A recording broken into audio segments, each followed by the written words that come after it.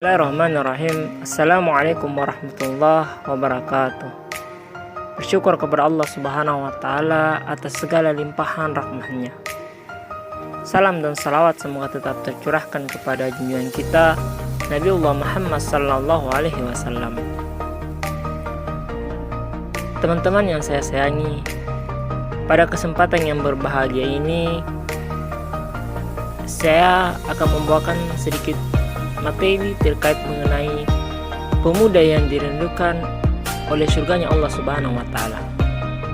Mungkin kita sebagai pemuda harus bisa meniru apa yang telah dilakukan oleh Rasulullah Sallallahu Alaihi Wasallam beserta para sahabatnya. Kita juga harus bisa mengetahui bagaimanakah pemuda yang dirindukan oleh surganya Allah Subhanahu wa Ta'ala. Di zaman Rasulullah Sallallahu Alaihi Wasallam ada seorang pemuda yang bernama Hamzah al-Aslami yang sangat dirindukan oleh surga dan mengajarkan kita sebuah amalan yang sangat baik manfaatnya. Suatu ketika di perjalanan akan memasuki bulan puasa, pemuda ini mendatangi Rasulullah. "Wahai Rasulullah, aku adalah pemilik tunggangan yang sementara aku obati dan aku berpergian dengannya serta menyewakannya.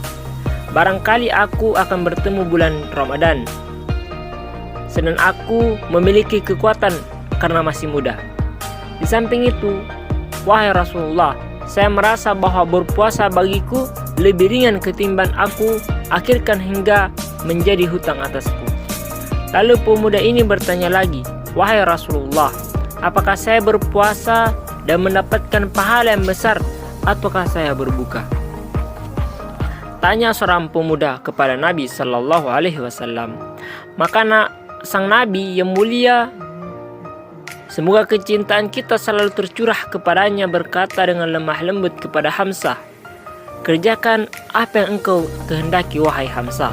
Subhanallah, Allahu Akbar." Dialah sosok pemuda yang dirindukan surga. Dia mau bersusah payah untuk menggunakan masa mudanya dengan beramal sebaik-baiknya. Dia mengingatkan kepada kita semua untuk mencintai amal yang diistimewakan ini, karena amalan ini adalah untuk Allah dan merupakan perisai bagi manusia dan sebagai pelindung dari maksiat.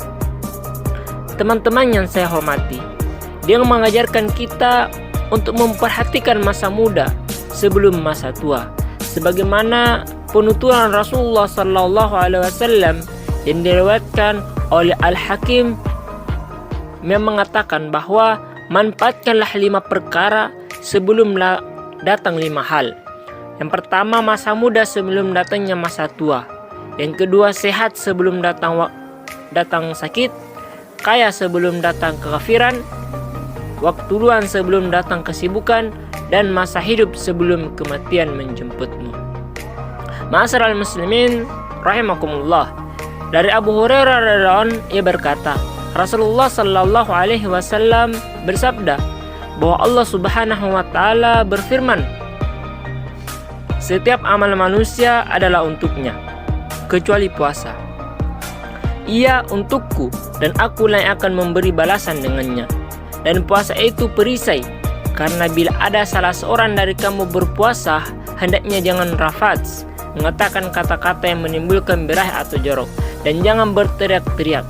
Bila seorang mencaci atau memeranginya, maka hendak ia mengatakan, sesungguhnya saya sedang berpuasa demi zat yang jiwa Muhammad ada dalam genggamannya.